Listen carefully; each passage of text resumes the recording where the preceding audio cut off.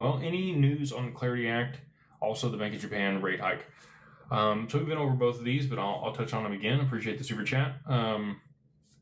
So Clarity Act, it seems like things are progressing. I mean, I'm hearing a lot of good things out of Capitol Hill. Patrick Witt said before Easter is what he was optimistic for. You've had Brad Garlinghouse also coming out today saying that there's a lot of traction for Clarity. Potentially also before Easter. He didn't give that exact timeline. He said toward the end of April.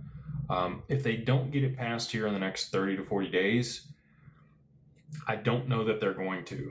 And the reason for that is many of the politicians are going to be focused on midterms, and it might end up being like Q1 of 2027 when we see the Clarity Act passed.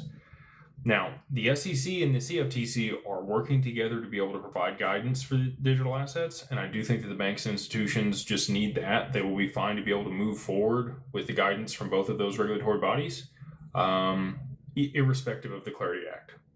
So we'll have to see. I don't know if it's going to pass or not. When I was on Capitol Hill last year advocating for the Clarity Act and the Genius Act, when the Genius Act was passed in the middle of the summer, many of the politicians, men and women, said that the Clarity Act was going to be pushed to 2026. And I said that the whole year.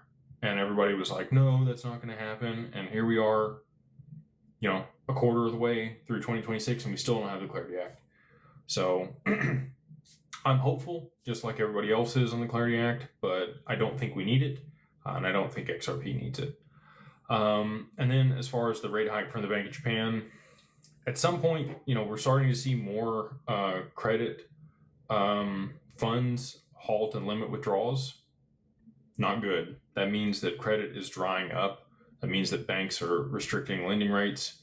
That means that people won't be able to refinance things or get access to liquidity when they need it. And we're going to see defaults start to rise significantly in the near future. And the people that are withdrawing money, excuse me. Oh, geez. The people that are withdrawing money from these funds, they're seeing fractured liquidity in the market, and they are looking to move out of these credit funds because they believe that the defaults are going to come. So I think we're pretty close here to be, like I've said this before, I think we're between a rock and a hard place. If they don't lower interest rates here in the US, things are going to get bad here.